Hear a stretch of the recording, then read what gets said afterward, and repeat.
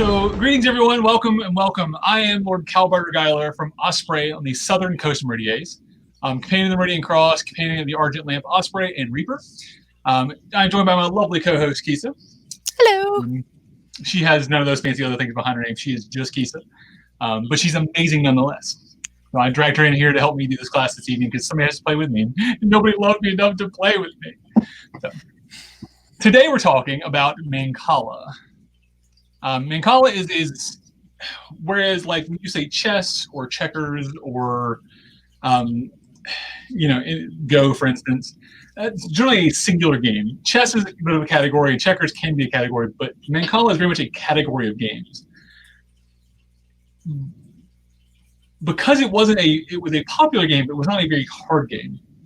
It's spread throughout cultures throughout history, and has popped up and is even still being played today in coffee shops in some of the various like tribal things, the island nations, things like that. But it's literally anything that is a board with divots, cups, holes, and beans or pebbles being put in them, seeds, that sort of thing. The number of holes, the number of beans, the number of seeds in the holes, and the total number used is what changed.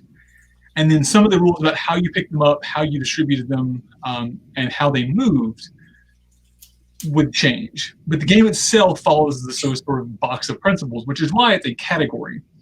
The names also, so Mancala is the sort of overarching that you would find the most. Kala, Mancala, with the apostrophes in it. The spelling is very, but Mancala is the one. In the handout I provided, there are 4 or 5 variants of Mancala that are very similar. All of them use a 6-hole board, or 6 per side, so 12 holes total. Some of them use a 7-hole variant where it has the 7th scoring hole. So it's not really a hole proper, but it is a hole that's used. And that does change the counting as far as how it works. If you only have 12 holes versus 14, it changes what counts you would go where when you move from one side of the board to the other. So it's a very simple game, and that's why I think it wasn't as popular. So you look at games like chess and Go. Chess and Go were used from bringing from the warfield to the nobility, and they were games of prestige. So when you were good chess players, you were somebody important. Even looking at our society today, one of the traits of a peer, traits of a knight specific, is to be good at least be able to play chess. Not be good at it necessarily, but be able to play chess. Because that was a sign of nobility and was a sign of proper upbringing and so forth. Mancala was a coffee shop game. It was a street game. It was what was played in the bars, and it was very common to be played because it was so easy to maintain, and so easy to get pieces for, and that's the largest difference we see. So a lot of games we see like this, Nightman's Morris, even back the early days of backgammon, because they're so easy to reproduce, they become a common man's game. Whereas games like chess, Senate, Royal New York, the pieces in the board were much more extravagant and much harder to come by, harder to put together a game for them. So the earliest documented for Mancala is like the 7th century Egypt. Again, that's the earliest documented. That is not the earliest played. We know that for without a shadow of a doubt that they played this probably before then. It's the earliest example we could find of an excellent example existing. I think there's a board out there somewhere that exists.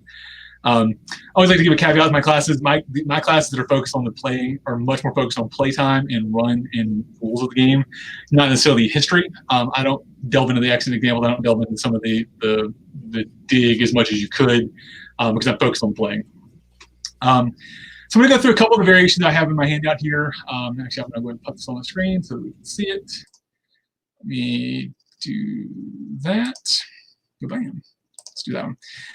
So Halusa is the first one, and a bit of a reference here. I have 2 main references for this that I pulled just because they're good references. This is the Master Solomon the Corpulent, Medieval Games. It was reproduced by Brand's Quiet Press. It's an amazing little book. Some good documents in it, good documentation. Solomon did a great job with this. I also use R.C. Bell's Board and Table Games. This is a 2-part book reprinted by Dover. Anybody who out there who just heard me say Dover and cringed, it's okay. It's a good book still. Dover just reprinted it and bound the 2 volumes into 1. So if you have time, pick up these 2 books. They're really great books. A lot of the information I pulled come out of these 2, with some sort of digging around and other things as well. All right. So Halusa is the Mesopotamian version of Mancala. It uses a board with 2 rows of 6 holes. And the boards, I'll show mine. So this is a board with 7 holes. So it has 7 holes per side and a scoring hole, so actually 8 total holes per side. So it's a little larger, which is why we're not playing on this one tonight. Because most of the rules I've found from Period come with usually a 6-hole variant, not the 7 or 8 hole variant. This actually was a board I got from Guam. My parents and I lived there when I was a very young child. And this is actually bought from one of the islanders there and carved in their market. So, neat thing. And it uses cowrie shells, or little cowrie shells, instead of seeds or beans. Anyway, so Halusa uses a 6-hole variant, so just 6 holes, no scoring hole, and it used beans. So again, you're going to see different counting methods for this.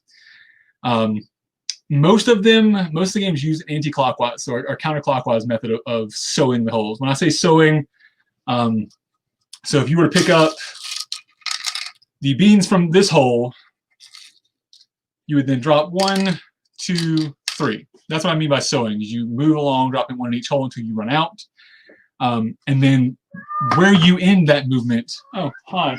I have a cat. Where you end that movement will then determine whether you get to play again or whether you score or capture tokens. What? Come on, come talk. So with Halusa, if the sewing ends in a hole on the player's side, so you have 2 sides to the board. You have your side and your opponent's side. So if your sewing ends in an empty hole on your side, or sorry, in a hole on your side, and the number is even, so the number in the holes is even, then you capture those stones and move them into your score pile off of the board. If you end your turn with all your holes being empty, then the other player has to make a move to add something to your board. And some of this will make more sense when you see us play. We're going to play here in a minute on Board Game Arena, so you'll kind of see some of the pieces moving. But at any point, when either player is unable to make a move, the game ends. So the game goes back and forth, moving pieces from your side around the board, always starting on your side and back. So Halusa is a very simple variant of this. Each hole starting with 6 beans. You'll see 3 beans, 6 beans, 4 beans. You'll also see a random number of beans, depending on the start mechanic. So that one uses 6. Mandoli was very similar to Halusa, played in Greece. Again, different names, very similar game. Biggest difference in that was that captures can be made on either side of the board and not just on your side of the board. Generally, capture can be made on your side of the board for Halusa. Moving down to Bakara, or the Mesopotamian version, a little more complex in how it plays. Hi, how you doing? Good to see you. The board was still 2 rows of 6 holes, but the 7th hole was added to the side for scoring. It's basically just brought the scoring hole onto the board itself for counting purposes. Each player started with 36 beans, and they could put them in any arrangement on their board as long as the end holes, the 2 scoring holes, were left empty. So the starting player, so whoever starts, and it's usually you take turns, would pick up all the beans out of 1 hole and move counterclockwise again. If the sewing ended in a hole in their own row, then let's see. I'm sorry, I saw comments coming through. Cool. Okay. If the sewing ended in a hole, making the number even. So again, so even odd matters for a couple of these. They would get to clear that hole and the hole opposite of it. So if I ended up with 4 or 6 in one of my holes, I cleared my hole out and the hole opposite of that. Also, if the holes before it were even, as many as I could in an unbroken chain, I also get to pull all of those and the opposites into my scoring hole. If it ends it in an odd hole, or what's considered a loaded hole, which is one with a certain number in it, I'll get it in a second. The player gets started new sewing from his own side. see the loaded hole. I missed adding that rule in here. Yep, okay. I'll have to add that later. If the sowing stops on an empty hole, then the turn ends. So with this, some of them you want to try to score empty holes. Some of them you want to try to score loaded holes. Some you're trying to score making them even. And that's the variant you're looking at. So the neat thing about Bakari and what makes it more complex is you play one round and you keep playing basically until somebody's out of stones. Once all the stones are scored, the next round would start with the player who has the least captured stones, placing their beans out first, using the space, you're using the same number of beans. So when you start, you both have 36, so an even number. But you play, and then the next round starts with the person with less playing theirs first, and then the other player having to match them. And basically, you keep playing until somebody's out. So that, whereas the General Mancala or the Halusa is a singular game, Bakara takes multiple rounds. Looking down to Arabia, the Arabians use Bengala, I'm sorry, Mangala, which Mangala, Mancala. Again, you see the translations there. 2 rows of 6 holes. They start with 70 beans with a single player, so 35 per side. And the starting player would distribute them unevenly between the 4 center holes. So if you're looking at the board, it would be, well, my board, not center, but like it would be the 4 central holes to a board. They just deposit them in any way they want to in those holes. When you're looking at the sowing rules, again, similar rules, but it's less than 10 that matters. So a heavily loaded hole is anything more than 10. And then you're looking at evens or odds. You have an Egyptian version of Mancala. Again, spelled with it has a apostrophe in it. I'm assuming similar pronunciation. I don't speak Egyptian. Lady Sec could probably help us out with that. But the book Lane's Modern Egyptians shows this variation. Again, it has 2 rows of 6 holes. One player takes 36 pebbles, so looking at that same 36-70 number and distribute them evenly without counting. That's one thing you'll notice in a lot of these, in a lot of the games I've seen, you can't ever count the pieces on the board. So you'd have to sort of keep track of what's there and sort of be able to visually look at it, but you can't stop and like pick them up and count them out. So people who have better counting skills would be better at this game, being able to track what's where. All right, for Mancala, for the Egyptian version, the first player take one of the seeds out of the hole and sow them around counterclockwise. If the last pebble goes into an empty hole, then your turn is over. If the last pebble goes into a hole with 1 or 3 pebbles, again, making the number 2 or 4 even numbers, the player captures those pebbles and those in the hole opposite. And then same thing with the preceding holes. If they're 2 or 4, they capture those as well.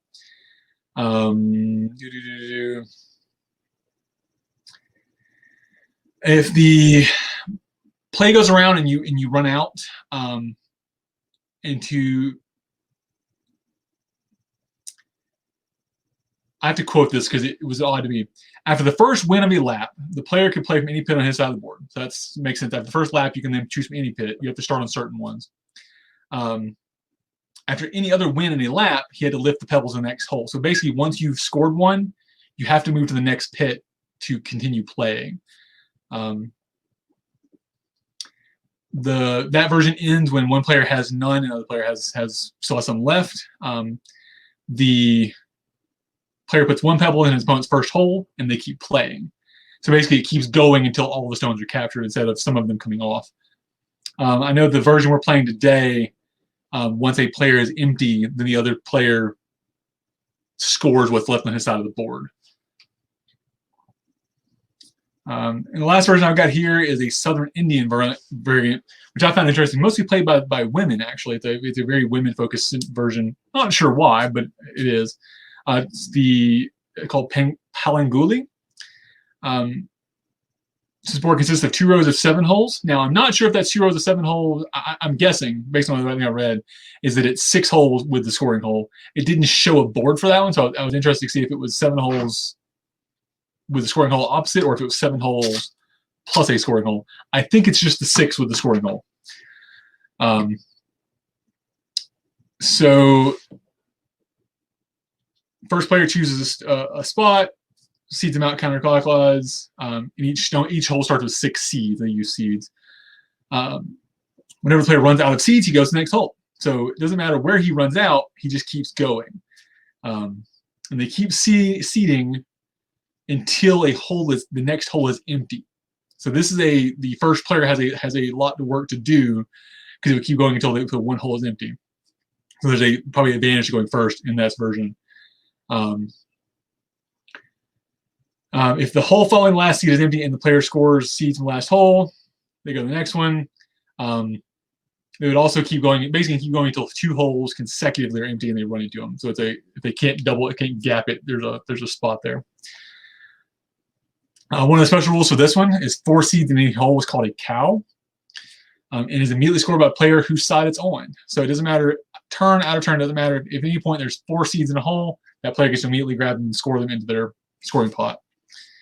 At the end of the first round, when one player has no moves, each player takes the seeds from their store and refills their holes with 6 in each.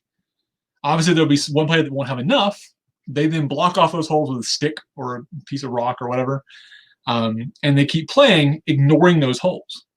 So the goal would be to get your opponent down to not enough seeds to be able to refill a board, refill even a singular hole. And it does play until one player can't seed a hole.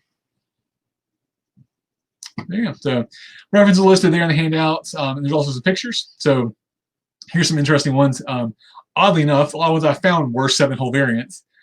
So I did include a picture of those. I like the one with the fish. It's a cool board version. It's, again, 7 holes plus the scoring hole. The top right one there, again, sort of 7 holes plus the scoring hole. The third one there is 6 holes per side. It's a different shape, which I thought was interesting because, again, the shape doesn't really matter.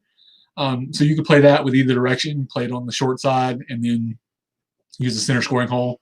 So that would be one where the scoring hole wasn't counted, which is one of the like Halusa, for instance, would be using that one. And then the last one down there is a 6-hole with the scoring hole offset, but it's not in the line like when I say in the line, I mean like this, where you would just count around it. So that's that. I'm going to bring Kisa back on, and we're going to play a little. If that's okay with you guys. Hey, Kisa. All right. So you ready to get your butt beat, Mancala? Sure, because I have no idea how to play. That's okay. All right. So the version we're looking at here, I'll kind of go over the rules for it. We've each started with 4 seeds per hole, or 4 rocks per hole, beans, whatever you want to call them. And we're going to pick up the stones from one hole and move them counterclockwise around the thing. Fortunately for us, when we click one, it's going to automatically move them for us, so we don't have to do a whole lot of heavy lifting here. Okay. Your objective for this one is to get the way you score is obviously anyone you put into your scoring pile becomes a scorer. So for instance, if you were to grab the stones out of the bottom right hole there, so you're with the 4 pile, you would pick those up, move them around. One would drop in the far right hole, which is in this case, I guess I'm looking at my hole. I'm not sure how this counts. Interesting. And then the second one would go in the top 4, and then or the top right, second right, third right. So you would get 1 point. The thing you want to do more is if you can end your last movement in your scoring hole. So for instance, if you were to grab one and you would move 4, your 4th stone drops into your scoring hole. That gives you another turn. Okay. Anytime you end in an empty hole, you capture that stone and anything opposite of it. Okay? So for instance, I'll show you what I mean by that. So I'm going to go ahead and move first. And I'm going to move those stones. So because I moved 4, it went 1, 2, 3, 4, dropping 1 into my last hole. Now I get to go again because I did that. Okay. I will now move these. So start 1 on mine and then go move to your side of the board, dropping 1 in each hole. Okay. It is now your turn. Now, most of the variants I've seen, most of the ones in the book, also have a rule for the second player, because they are often at a disadvantage, gets to choose to keep the side of the board they're on or flip the board. Yeah, I was just about to ask that because it's giving me that option. Right. So now you get to choose. Now, so I've already scored 2 points. Yes. So you can choose to flip the board around and you get to score 2 points, but then it becomes my turn again. So basically, you can steal my first turn. Oh, I'm going to choose not to. Okay. I don't So know it's why. not really advantageous for me to do well in the first turn because then it can be stolen. Mm-hmm. I did that just to show examples of that. Okay, so you have chosen to do a thing. Mm-hmm. There are options you can look at. So basically, it shows the counts of your holes on top. Mm-hmm. So you can see how many spaces it would take to get to your hole. So if you look at one that is 5 from your scoring hole, that would then give you a second turn. But it will also change the numbers in the rest of your holes, so you kind of have to do the math on what makes the most sense. Okay. But click a hole, see what happens. Yeah, that's what I did. There you go. All right, so yours last one ended on my side of the board, so you pass the turn to me. Okay. All right. I am going to choose to go to my second, this hole here, since you guys can see my screen. Because when I do that, it's going to go 1, 2, 3, 4, and end me in an empty hole, which will capture all of those. Oh, I think Naomi wants out of your office. She does. Here, I'll do that while you move. All right, so it's actually still my turn. Oh no, it's your turn. Anytime you capture like that, it play passes to the other player. Out. Go. Go. Thank you. Of course, cats showing up during live streams would not be a good day without cats. Hey, you did things. Look at you. All right. I did. All right. Let's see what I got here.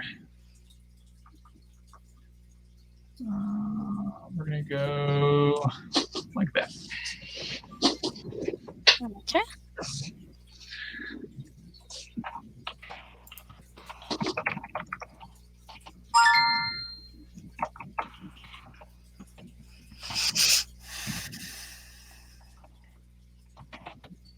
Sorry, I'm just adding a comment to the thing here. Just a second. Bam, there we go. All right, so I'm going to do that, which gives me a second turn. And then I'm going to do that, which should capture those. Yep, there you go. Mm. So that's something. So you can start looking at some of the combinations and ways to move and where you should do them in. There you go, like that. Well done, well done. Thank you. 6, 7. All right, we'll move those first. So it gives me a second turn. We'll move that one, which gives me another turn. And then we'll move those, which will just muck up your side of the board. Mm. Although you actually have at least one good move there. Your third hole from the left, or in your case, your third hole from your scoring hole. Mm-hmm. Yeah, that's why I was considering doing this. My one with 3. Yep. And then if you look at the one next to you, so you now created one with 2. Mm-hmm. So you can do the same option as well. I'll just keep going. There you go. So I did turn on the empty capture rule. So if we end in a hole that is empty on your side, even if there's nothing on the other side, it still captures the one stone you placed. Okay. That's one of the variant rules that's added for Board Game Arena. And I posted the Board Game Arena rules into the under the handout, so maybe I'll review the rules we're looking at. You're welcome to do that as well. All right, let's see what I got here. All right, we're going to do that to capture that one, and that to capture those 2. Your turn, my dear. All right, I only have one rule or one move available, so I will do that. Okay. Muck up everything there. Mm-hmm. All right. Let's do that one first. Give me another move. And then we'll do that one to capture those 2.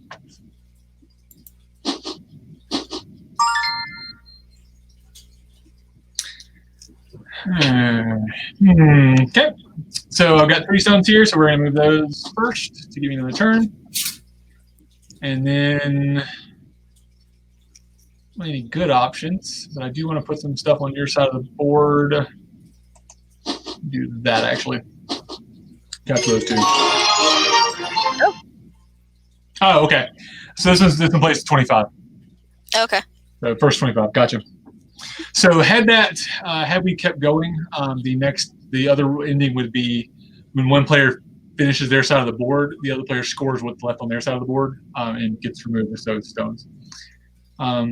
Actually, we play again because we've got another 30 minutes here. So sure. All right, let's propose a rematch. We'll play again. See if Board Game Arena allows it. It likes giving trophies, man. Board Game Arena is the best for your self-esteem. It gives all sorts of trophies for stuff. So, are you clicking the propose a rematch? Yeah, I got it. Okay. Should have an alert popping up on your screen there. Pull us back down to this. Hey, how's it going? Any questions? Anything? Mancala is super easy. Like this when I first started putting this class together, I was like, this game's simple. There are 100 variants out there of it.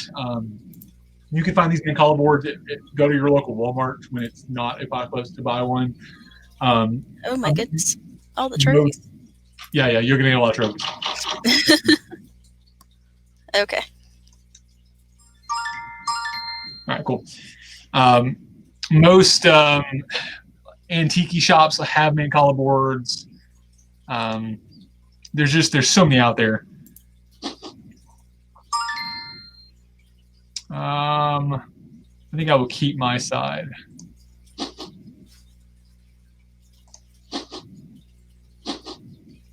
I enjoy it. I enjoy looking at these games like this and like Naaman's Morris that were simple, non-aristocratic games, because it does show the common man thing, which is why a lot of them are harder to document, because they're not a whole lot out there of day-to-day life stuff. Yeah, because the poor man didn't have somebody to write for him. Let's see. That.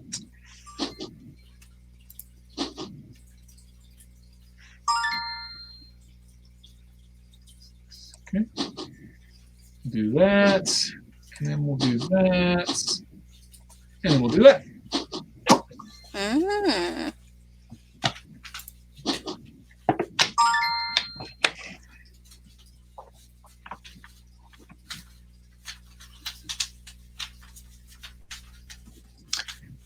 Which variant on the handout matches this? Okay, so this exact rule isn't actually in the handout.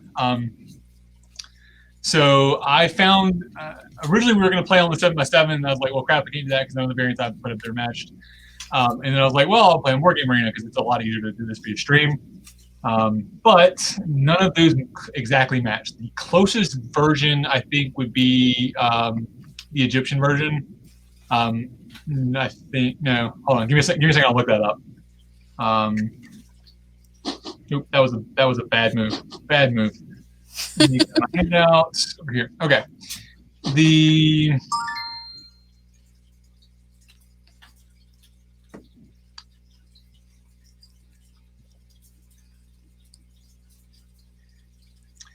Yeah, it's the empty hole. So most of them score based on numbers. Yeah, okay, so yeah, Halusa would be the closest. So the first one in the handout would be the closest to this.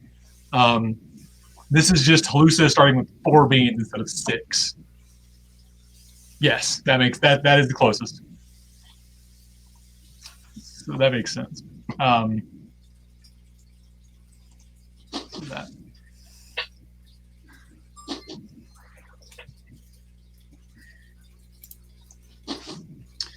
Where can you find a 6-hole board? 6-hole, I think the one that's sold at Walmart would be a 6-hole. Does it mean like the Mancala boards for sale?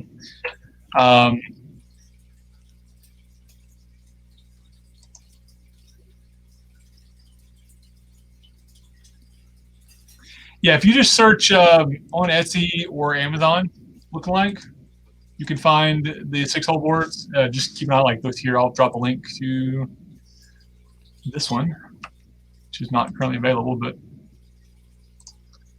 try and find a better one. There's an example of just one on Amazon you can find.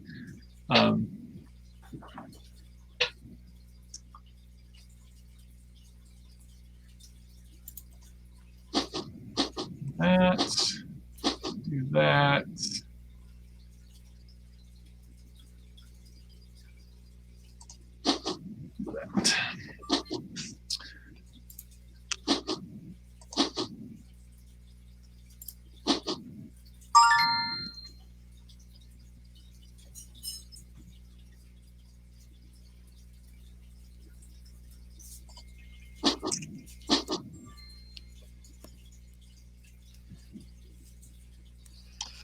There you go. Let's see. What about you, Kisa? Any questions?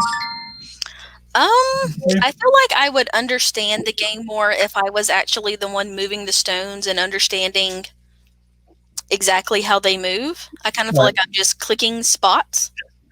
So yeah, if you're watching, so you're always, whenever when you click, it moves to the spaces 1, 2, 3, 4 next to it, for instance. Mm-hmm. So you watch your numbers here. So I'm looking at if you're looking at my screen here. I click this one, it moves 2, so it's going to go 1 here and then 1 here. Okay. There's 2 spaces left, so it always picks up, empty the hole out. Mm-hmm. The next space, drop 1. Next space, drop 1. Next space, drop 1. Okay. And it goes counterclockwise around like this. Okay. So that moves like doop doop there. And then if I move this 1, it's going to go, so it picks up out of that hole, moves to the next hole, which then captures yours out of the other hole. Okay.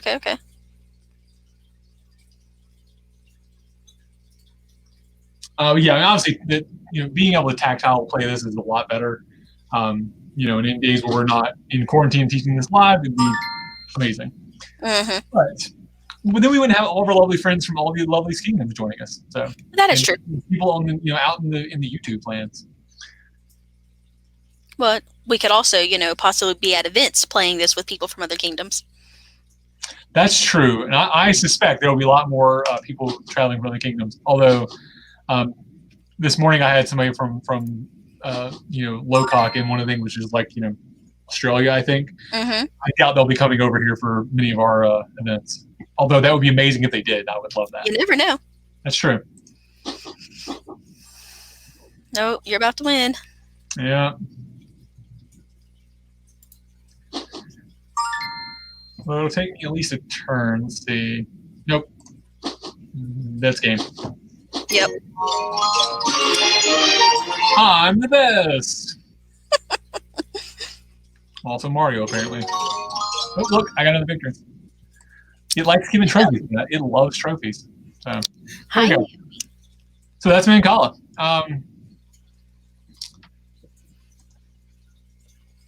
I put a link up to Board Game Arena. My camera's super fuzzy.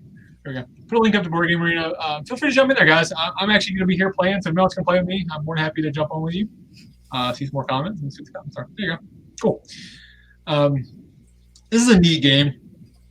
If you've got an Egyptian, Arabian, any of the sort of Mesopotamian, that peninsula cultures, play this game. It'll look super cool. What I encourage with gaming in general is be more in your persona. So if you're a Norse persona, grab Nefertopol, grab Tableau, grab there's like a dice game. Play them. Play games like this. If you're an English persona and you don't play Diamonds Morris, you're doing something wrong. You're killing me. Play more games.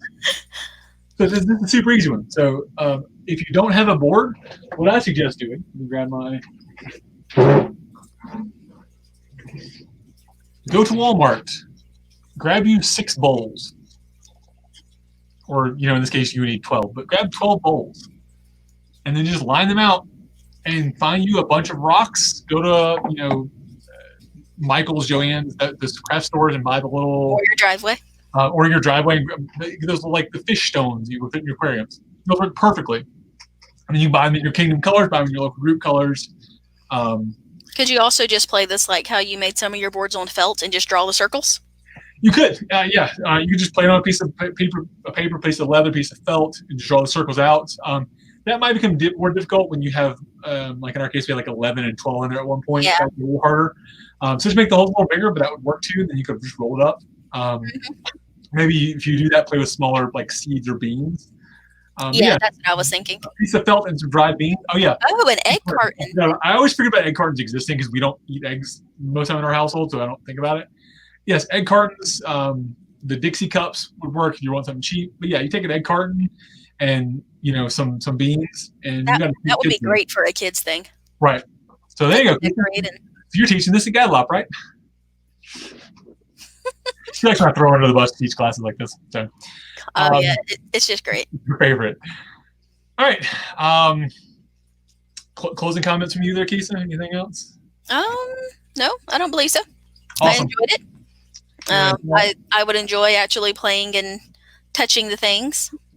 Oh, I mean, we have one back here, so we can play offline a little bit. Yeah, well, we can once it gets dark. I need to do more gardening. That's true. And I need you to come help me.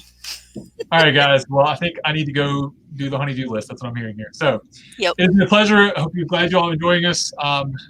This has been Kalbardr and Kisa. Hello. Kalbardr's Corner. Sure. Thanks, guys. Goodbye.